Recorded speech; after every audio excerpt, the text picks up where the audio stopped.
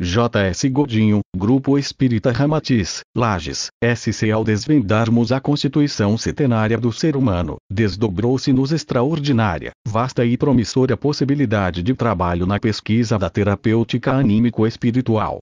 Pois além do desdobramento do agregado espiritual em 7 corpos, podemos desdobrar cada corpo em 7 níveis e cada nível em 7 subníveis conscienciais. Para facilitar a compreensão de nosso trabalho, denominamos a consciência encarnada de personalidade real, e a esses níveis e subníveis ativos, perturbados e perturbadores, personalidades virtuais. De posse desse conhecimento, abriu-se também a possibilidade de uma maior compreensão da problemática e sintomatologia oriunda dos escaninhos mais profundos da consciência do ser, representada pela ação desses níveis e subníveis, que formando verdadeiras linhas de rebeldia e perturbação, passam a interferir na vibração, pensamentos, sentimentos, emoções, desejos e ações da criatura, que a partir daí, age descontroladamente, sem entender bem o que como isso está acontecendo. Sabemos que no desdobramento apométrico simples, muitas incógnitas permanecem, exigindo por vezes, vários atendimentos para se conseguir os desejados resultados.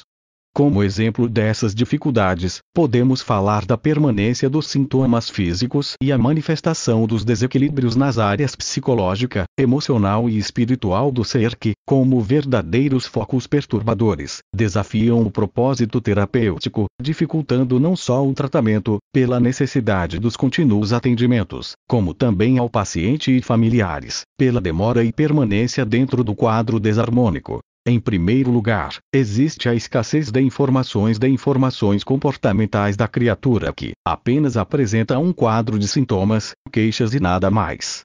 Em muitos casos, até ocultando vícios e hábitos negativos e por nos ser totalmente estranha, impede com isso uma boa avaliação comportamental. Em segundo lugar, as informações sobre o próprio espírito do ser humano, que ainda é um grande desconhecido. Então, através do desdobramento e dissociação dos níveis, é que nós podemos fazer uma avaliação diagnóstica mais confiável, porque as demais, por serem superficiais e até tendenciosas, ficam bastante dificultadas. Por outro lado, a maioria dos médiums, ainda frequentemente, desconfiam das próprias intuições e visualizações que recebem da espiritualidade, dificultando também o trabalho. Causas geradoras das personalidades virtuais. Como causas geradoras dessas desarmonias, temos uma vasta lista de possibilidades e, muitas, têm início muito antes da concepção e estão ocultadas nas profundezas da consciência, tendo suas raízes encravadas em existências passadas, e que forçadas pela necessidade evolutiva, um dia, brotam eclodindo na superfície, desestruturando a personalidade.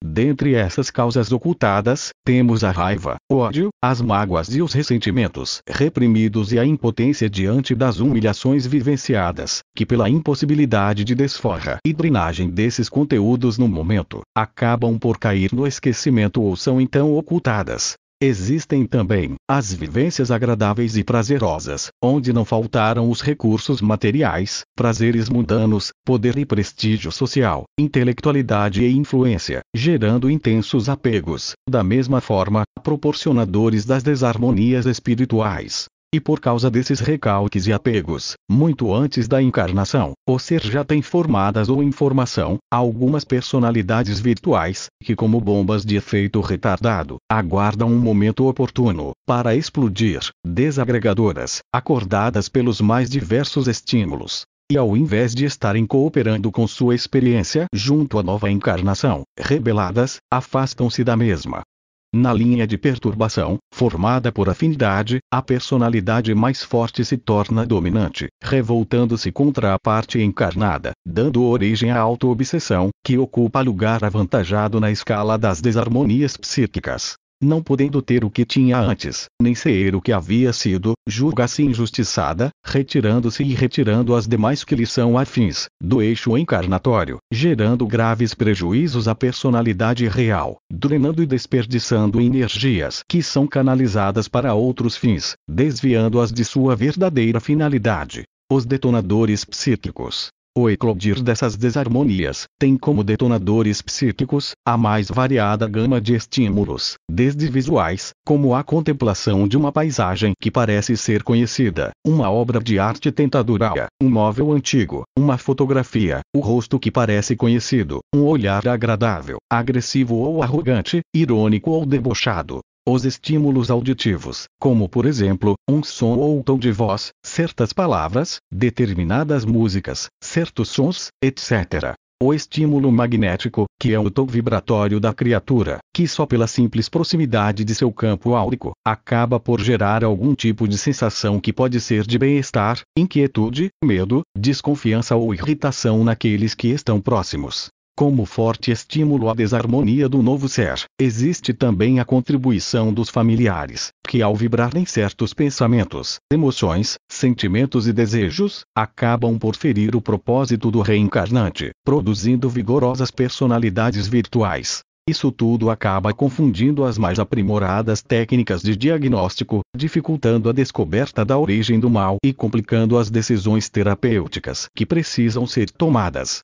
Então, é realmente necessário que o terapeuta espiritual esteja bem instrumentado, com conhecimento sobre apometria, sobre reencarnação, lei kármica, ser um bom observador da psicologia e dos comportamentos humanos, desenvolva sua capacidade de ler o paciente e perceber suas máscaras, justificativas, razões, necessidades e camuflagens. Ao longo do processo evolutivo, o ser vivencia as mais diversas personalidades, nos mais diversos momentos e nas mais diversas situações, e quase sempre, tendo que representar vários papéis conscientes e inconscientes ao mesmo tempo, submetido a certas injunções, em virtude de compromissos familiares, dependências ou obrigações que a vida lhe impõe, fazendo o que não lhe agrada, mas não podendo mudar nada, submetendo-se resignado, sendo obrigado a aceitar e a concordar, atuando contra sua vontade, seus desejos, sonhos e propósitos, acumulando um verdadeiro patrimônio de frustrações que um dia terão que ser ressignificadas.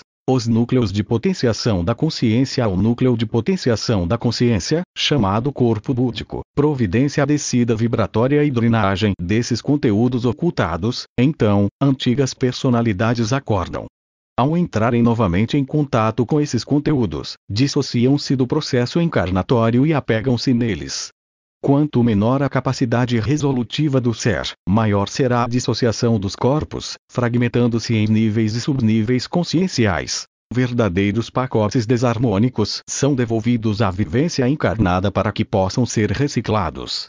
Se a criatura não estiver consciente e equilibrada, surge a desarmonia, fazendo aflorar os traumas de passado que se manifestam com características bem destacadas, um desenvolvido orgulho, incapacidade, prepotência ou agressividade, criando para a vida encarnada severas dificuldades. Como portadoras ou representantes desses conteúdos, surgem então as personalidades virtuais. Agrupadas por afinidade, formam verdadeiras linhas de rebeldia e perturbação. Muitas dessas personalidades, por permanecerem ignorantes, deixam-se oprimir por uma personalidade ou nível dominante, e porque foram escravizadas no passado, consideram-se fracas e impotentes ainda, acovardadas diante do que não conhecem, e pelo hábito de não reagir, nem buscam conhecer ou libertar-se. Como acréscimo de sofrimento, abrem-se as defesas do ser e surgem as obsessões, permitidas pelos descuidos e vícios que o mesmo acrescentou em seu universo já perturbado, onde obsessores inteligentes, persistentes e observadores, descobrem os pontos de acesso e se acoplam, manipulando desejos, emoções e a vontade de suas vítimas potenciais, que se tornam vítimas reais, pelas próprias invigilâncias que se permitem. Abordagem diagnóstica. Diante desse quadro, a equipe mediúnica precisa estar preparada. Sem isso, não conseguirá acessar e muito menos trabalhar essas personalidades desarmônicas. Como caminho de verificação e identificação da sintomatologia e problema, podemos sugerir algumas formas de abordagem, tais como a observação, intuição e visualização mental, os vários desdobramentos apométricos e a regressão à vida passada, o histórico do paciente e sua sintomatologia. Juntando tudo isso, com a nossa experiência e estudo, poderemos acessar a raiz do problema, e como já é do conhecimento de todos, no aprofundamento do diagnóstico, iniciamos a terapia. A terapêutica. Como terapêutica, podemos sugerir o alinhamento dos níveis conscienciais através da apometria, a desobsessão, a terapia de vida passada, os florais e microorganizadores florais, todos com excelentes resultados, e ainda temos recomendação de integrar várias terapias que, se utilizadas conjuntamente, de forma equilibrada e inteligente, podem produzir verdadeiros milagres. Queremos abrir um parágrafo especial para o aconselhamento, orientação e conscientização da criatura, que sem as avaliações e mudanças de rumos, dificilmente fica definitivamente curada, pois como todos sabem, no mais das vezes, a doença é uma consequência das atitudes erradas, vícios lesivos à saúde, hábitos inferiores e pensamentos tumultuados. Essas desarmonias, cujas causas devem ser levadas ao conhecimento das criaturas em tratamento, inclusive conscientizando-as sobre as leis cósmicas que conduzem o processo evolutivo e que não podem ser violadas sem dolorosas consequências. Deve haver o esforço honesto e sincero de contribuição do próprio doente, na mudança de hábitos, evitando a conduta desarmônica, sentimentos distorcidos, pensamentos inferiores, atitudes inadequadas, vícios desagregadores. O paciente deve, acima de tudo, ser lembrado do que recomenda o Evangelho: buscai primeiro o reino dos céus e o resto lhe será dado por acréscimo. A chave de seu equilíbrio repousa na sintonia com a realidade espiritual superior. Para finalizar, queremos convidar os companheiros a pesquisar, estimulando-os ao estudo e experimentação, visando aprimorar o que já conhecemos e descobrimos. Não tendo a pretensão de saber tudo, e até podendo estar errados, queremos colaborar de forma sincera, com as técnicas e recursos que descobrimos e utilizamos, oferecendo-as aos demais companheiros de caminhada espiritual. Muito obrigado. Nesta parte há uma figura: a arte cura. A arte cura é o trabalho de desenvolvimento mediúnico com a incorporação das crianças da creche, em fase pré-reencarnatória. As informações contidas no texto foram coletadas na experiência presenciada e nos livros Dicas Apométricas. Quem pergunta quer respostas, e os portais da felicidade de J.S. Godinho. Aparenta-nos que esse tipo de trabalho é mais leve e propício para o treinamento da mediunidade de incorporação com os alunos da escola de médiuns e para o desenvolvimento da experiência do grupo, até mesmo para o doutrinador. Recomendo que o tema seja discutido na Fraternidade Espiritual Dr. Lourenço, Grupo Apométrico Informação da cidade de São Paulo. Os trabalhos presenciados em 2 ocasiões me empolgaram e emocionaram particularmente, tanto pela inocência, pelos dramas vivenciados pelos espíritos em pré-reencarnação, ou até mesmo pelas respostas ou comentários engraçados. Uma criança predestinada a nascer com síndrome de Down, sendo rejeitada antecipadamente pela mãe, outra esperando ansiosamente a sua reencarnação e a sua mãe dizendo que ainda não está na hora, uma terceira, já com 1 mês de gestação, reclamando que a mãe está tomando geleia real e que essa comida dói. Após ouvir a explicação de que as abelhas vivem até 5 anos com esse alimento, ela retruca dizendo que ela quer viver bem mais do que 5 anos. O material utilizado para esse trabalho foi papel, giz de cera colorido, além de mesas e cadeiras para os médiuns. Durante a visita a Lages, nos dias 11 a 14 do mês de outubro de 1997, observamos que após o trabalho educacional, é feita uma sessão de desenvolvimento mediúnico. Esse trabalho é desenvolvido com os espíritos que estão em tratamento nas instituições do mundo espiritual, em fase pré-reencarnatória e com deficiências em seus corpos astrais e que são trazidos para a recuperação na mesa mediúnica. Explica-se que isto se torna mais fácil num campo mais compatível, mais pesado, mais de acordo com suas vibrações um tanto letárgicas, como é o caso dos trabalhos em nível encarnado. Este trabalho é um incentivo ao próprio ser humano a cooperar na sua própria construção. Irmã Teresa explica que estas crianças, estes espíritos, são trazidos até uma mesa mediúnica para o trabalho de recomposição, realmente por necessitarem de energia grosseira. Ela é utilizada ou canalizada para estes espíritos diretamente através dos médiuns, através de todas as pessoas que estão no ambiente. Já para serem trabalhadas no mundo espiritual, a energia deve ser modulada, de acordo com a necessidade ou o trabalho ao qual vai ser ligada. Portanto, a energia emanada pelo encarnado, que muitas vezes é para tratar de alguns espíritos grosseiros e pesados, vai sendo modulada por espíritos mais próximos ao campo vibracional dos encarnados e encaminhada assim aos níveis mais superiores. Digamos que a energia vibrada pelos médiuns trabalhadores, destinada à formação de um campo energético ou para a cura de um paciente, passe nos laboratórios em cada nível vibracional próximo à Terra. Até chegar aos níveis mais superiores, ela estará mais utilizada, então pode ser utilizada pelos espíritos de maior graduação, com maior tranquilidade. O espírito incorporado no médium, quando necessita de recomposição de um membro, este é refeito através da energia repassada do encarnado para o espírito. Digamos que, se a recomposição for mais grosseira, ele sentirá com maior facilidade por ainda estar ligado à matéria. Se fosse um espírito de energia e vibrações mais utilizadas, ele seria recomposto no astral. Mas como ele ainda vibra muito próximo do campo vibracional do encarnado, é levado até a mesa mediúnica, como no trabalho de arte-cura, para a recomposição de seus membros e de sua mente.